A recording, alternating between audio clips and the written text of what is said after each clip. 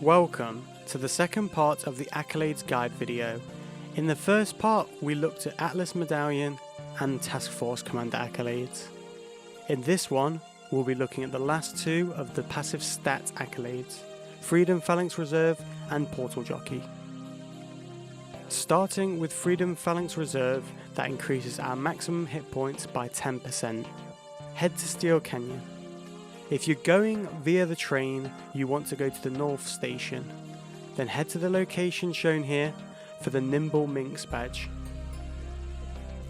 Right next to that badge, at the very north of Steel Canyon, is the entrance to Boomtown. Go here, click on the guard and enter Boomtown. Then head to this location for the Regal badge. Next, we make our way to Skyway City, to the North Station if you're taking the train, and go to this location for the Defiler badge. Head to King's Row to grab 2 exploration badges.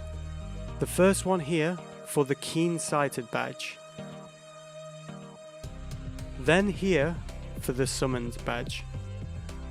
Then pop to the train station and go to Independence Port, the North Station, and head to this location for the first plaque. Then to this location for the second plaque. And finally to this location for the Vigorous badge.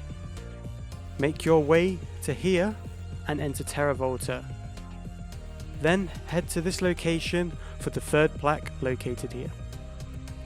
Now drop an Oro portal and go to Galaxy City, to this location for the Brawler badge. Go back to the train station and click on the Oro portal, heading to Echo Dark Astoria to grab the 4th plaque.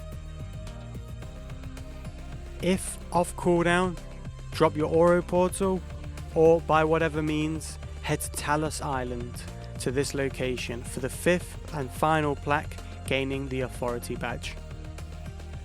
So now we've gotten all the history and exploration badges, we need to get 3 defeat badges.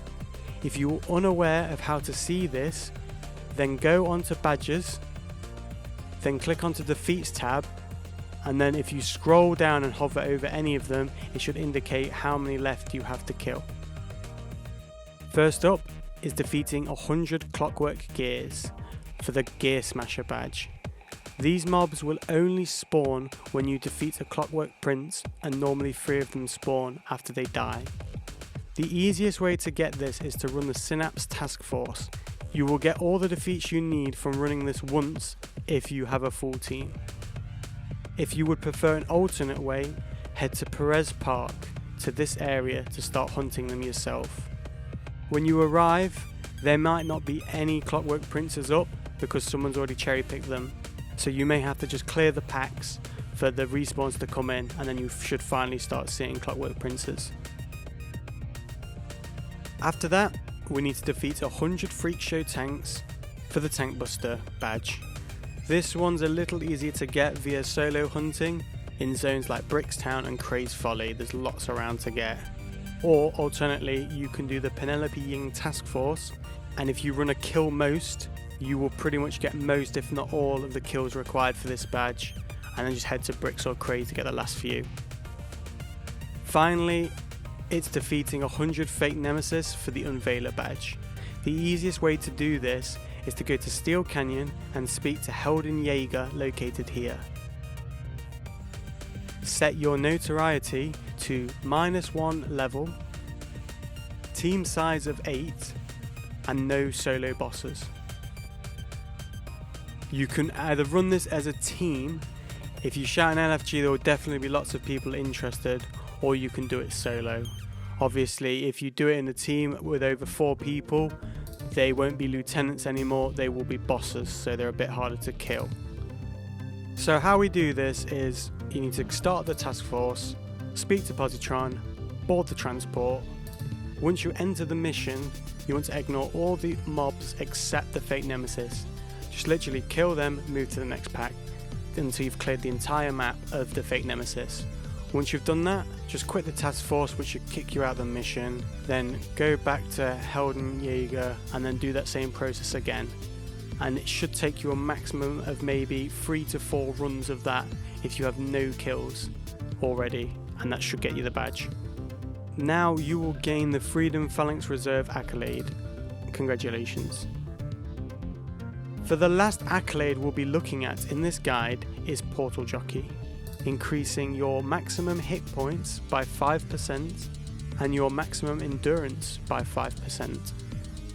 So first is a history badge. We need to grab 3 plaques, so go to Founders Falls and head to this location for the first plaque. Then go to the train station and head to Brickstown. Then go to this location for the second plaque. And finally, go to this location for the third plaque. And you should receive the Scholastic badge. The next badge is the Dimensional Warder badge. This requires the defeat of 14 specific arch-villains. Although if you want to solo this, you can set your notoriety to elite bosses and they will still count towards this badge. The arch-villains are as follows: Antimatter, Battle Maiden, Black Swan, Bobcat, Chimera, Diabolique, Dominatrix, Infernal, Malice, Marauder, Mother Mayhem, Neuron, Nightstar, and Siege. The simplest way to get this is first by completing 2 story arcs. The first arc is the Antimatter Collision from Tina McIntyre in Peregrine Island. This requires you to be 40 to 45. If you're any higher, you must go to Oro and get the Instant Army mission located in the 40 to 49 level range. Completing this 12 mission arc will get you an Antimatter kill and a Neuron kill.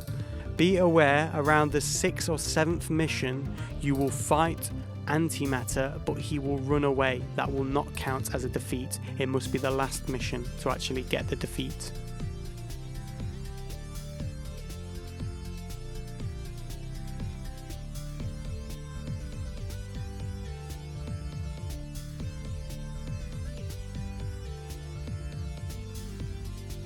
The second story arc is a Hero's Epic from Mariah Jenkins in Peregrine Island. This requires at least a level of 45 or higher. This will be a series of 12 missions, most having an arch-villain as a boss, or some of them have 2. Work your way through the missions. It's great fun with people, and depending on your team it can be quite challenging. The only 2 you won't get from this arc is Antimatter, which you should have already gotten from doing Tina Mac's arc, and the last remaining one is Siege.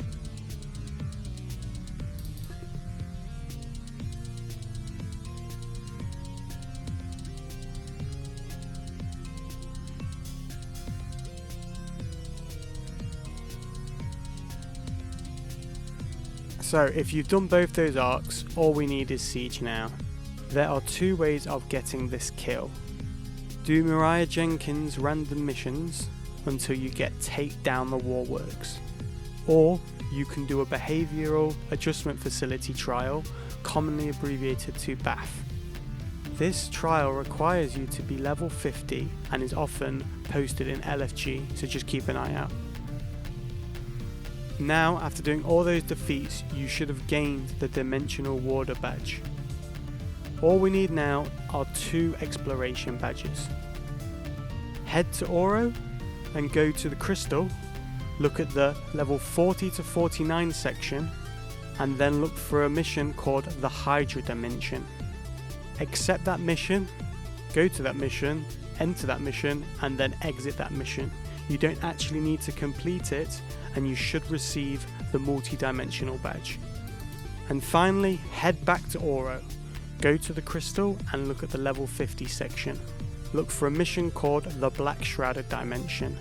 Go to the mission, enter the mission, and leave the mission. You should gain the Shrouded badge. Finally, you should get the last accolade, Portal Jockey. Congratulations. That's the end of the video.